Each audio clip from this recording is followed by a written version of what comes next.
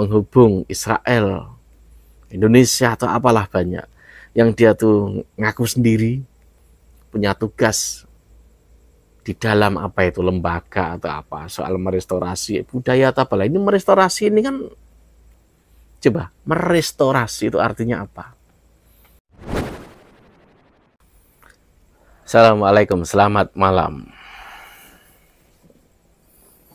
PBNU bisa dibilang sebenarnya bangga dengan keberadaan Kiai Imad, bangga dengan keberadaan Kiai Syarif Rahmat, bangga dengan keberadaan Gus Fuad Pleret, bangga dengan keberadaan semualah orang-orang yang sadar dan konsen dengan cita rasa lokal pribumi, dengan cita rasa keislaman, ke-NU-an, orang-orang yang berada di luar struktural PBNU. Kecuali Kiai Imaduddin, jelas dia ini salah satu pengurus di Batsul Masail PBNU. Gak bisa saya sebutkan, banyak gitu loh, sangat banyak, banyak lah. Maaf jika tidak saya sebutkan satu persatu. Yang namanya berjuang itu tidak perlu dicatat sesungguhnya. Walau kadang untuk sejarah itu memang perlu ada catatan, Karena yang dikaji ini sesungguhnya juga nggak jauh dengan sejarah. Bisa dibilang penemuan juga soal yang dianggap Ba'alawisasi itu juga berangkat dari keberadaan soal tesis nasab. Lalu muncul A, B, C, D, lalu muncul tokoh A, B, C, D banyak. Dan bisa dibilang mereka, terutama orang-orang di struktural PBNU harus bangga. Salah satunya apa? Terbukanya soal apa? Soal kajian keilmuan, pengetahuan, soal nasab, bahkan sampai DNA. Banyak umat yang nggak tahu akhirnya pada tahu tentang DNA itu bagaimana, tentang sejarah para imigran bagaimana, tentang banyak lah. Bahkan ada salah satu orang tuh sampai ke luar negeri mencari kitab Sun Gokong juga. Paling tidak dari situ, walaupun dia berseberangan, walaupun dia itu sesungguhnya juga orang NU, walaupun dia juga itu diduga rela jadi budak. Tapi paling tidak umat pada tahu. Oh ternyata ada loh keberadaan keilmuan ini tuh ada gitu loh. Dan akan jadi penyesalan orang-orang yang bisa dibilang mungkin dia membabi buta membela. Saya hitung berapa orang ini. Memang mereka membela itu dari awal. Saya cek akunnya mereka itu, memang mereka itu sehaluan dengan pemikiran mereka. Terutama soal politik. Jadi mereka membela itu kebanyakan atas dasar itu. Karena memang unik gitu loh. Kesamaan mereka kenapa membela itu satu. Memang karena politiknya, pilihannya itu sama. Gerakan harokahnya mereka itu sama, sejalur. Jadi ini ada pertanyaan. Sebenarnya kalau pertanyaan ini saya kumpulkan banyak, sangat banyak. Ini dari Abdul Aziz. Buat apa dibentuk PBNU? Gini kok diam saja. Kalau ini dari user, sepertinya perjuangan keturunan Wali Songo melawan Yahudi Habib itu sedikit sekali mendapat dukungan ya. Semoga mereka berhasil menumpas begudal-begudal orang yang disebut Habib yang buruk, yang Yahudi itu, amin. Ini saya jawab dengan simpel lah sungguhnya. Ini pertanyaan lama juga sungguhnya. Bagaimana nggak berat? 1. Dogma sudah puluhan tahun. 2. Nggak untungkan secara politik, finansial, dan lain-lain. 3. Lambat. Memang salah satu kelemahan sifat moderat itu jika berhadapan dengan hal dilema. Ya memang dilema karena memang orang atau oknum-oknum Ba'alawi di Nahdlatul Ulama juga ada.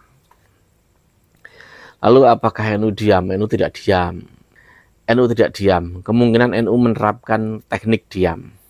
NU tidak diam, tapi NU menerapkan teknik diam. Ya nggak mungkin diam lah, NU tahu kok. Dan NU juga, tokohnya juga melihat, menonton. Dan komunikasi saya yakin ada. Selentingan-selentingan yang saya terima ada komunikasi. Ya karena memang kemaslahatan umat itu memang diutamakan gitu loh. Dan saya tadi tuh melihat beberapa ya, mungkin banyak lah video dari kemarin tuh itu banyak, dari kemarin tuh banyak. Memang sangat membahayakan. Kalau menurut saya pribadi, kalau menurut kalian enggak ya enggak masalah. Soal makam, lalu soal posisi gerakan harokah dari oknum-oknum Ba'alawi, satu pertanyaan sesungguhnya yang layak dicurigai dari itu gitu loh. Kenapa saat ada oknum-oknum Ba'alawi memaki, menghina kiai-kiai NU, mereka itu keras memfitnah? Kenapa oknum-oknum Ba'alawi yang bisa dibilang ini diposisikan orang mulia di Nahdlatul Ulama pada diam? Dari situ kita bisa menilai kenapa diam. Iya, karena lalu muncul dari Raden Dibyo dan beberapa raden itu banyak juga yang pada muncul. Mereka mempertanyakan soal makam-makam dari leluhur mereka yang dianggap diba'alawikan. Belum lagi orang-orang atau ulama yang terhanyani Wali Songo, banyaklah gitu loh, yang diklaim juga diba'alawikan, bahkan diberi nama Habib, bla bla bla bla, kan banyak. Belum lagi yang terakhir, yang dia itu dianggap sebagai penghubung Israel, Indonesia atau apalah banyak, yang dia tuh ngaku sendiri punya tugas di dalam apa itu lembaga atau apa soal merestorasi budaya atau apalah. Ini merestorasi ini kan, coba merestorasi itu artinya apa? Nah, makanya itu muncul, dan dia tugasnya mencari makam keramat. Yang setelah itu ternyata apa? Diba'alawikan gitu loh. Nah, ini benar kata Gus Abbas, mirip dengan gerakan orang Yahudi. Ini loh. Jadi hal-hal semacam ini itu memang layak dicurigai. Dan kalau kita menonton banyak, kita akan bisa menyimpulkan memang sepertinya ada ba'alawisasi, itu ada. Dan yang disasar itu hal-hal yang menyangkut sejarah loh. Ini berbahaya, sejarah nyangkutnya ini ke depan semua. Kalau sejarah bisa berubah, maka apa yang ada saat ini pun bisa berubah. Jadi nanti orang itu akan banyak berterima kasih dengan gerakan-gerakan seperti Kiai Imaduddin, Gus Fuad Pleret, Kiai Sarif Rahmat, Kiai Yusuf, banyak lah gitu loh. Mereka punya jasa banyak gitu. Ya nggak bisa saya sebutkan satu persatu.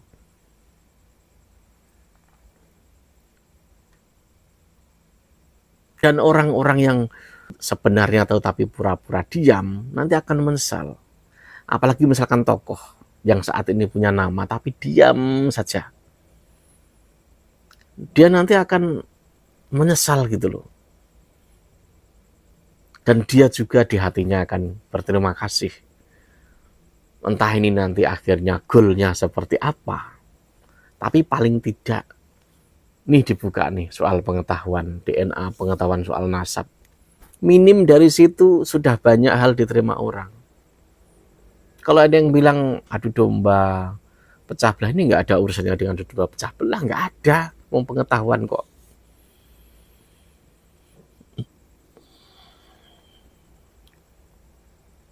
Dan satu hal di benak saya ini, entah ini benar entah salah, ada pertanyaan yang mengusik gitu loh. Apakah ini bagian dari fikih peradaban? Apakah ini bagian dari fikih peradaban? Nah, jawabannya di PBNU.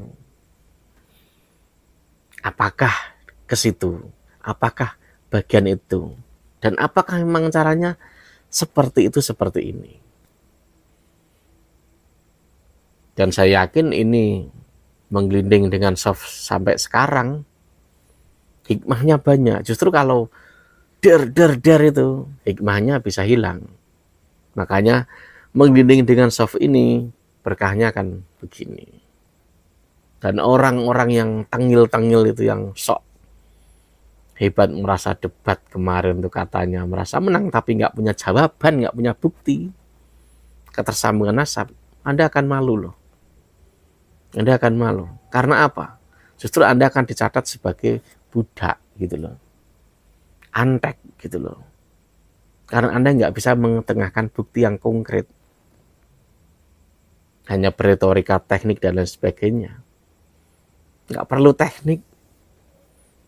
Bukti konkret itu yang diminta. Kalau misalkan hal ini dapat dorongan kekuatan besar, politik udah dari kemarin, gitu. Ya ini bukti nggak ada dorongan kekuatan politik. Itu memang nggak ada. Ya pengetahuan itu gitu loh. Pengetahuan. Ilmiah gitu. Adanya begini dari siapa? Adanya begini dari mana? Kok sampai soal makam, soal klaim-klaim itu juga terbongkar. Tentu atas izinnya Allah. Atas izinnya Allah makanya terjadi. Oke, sampai sini aja. Selamat malam.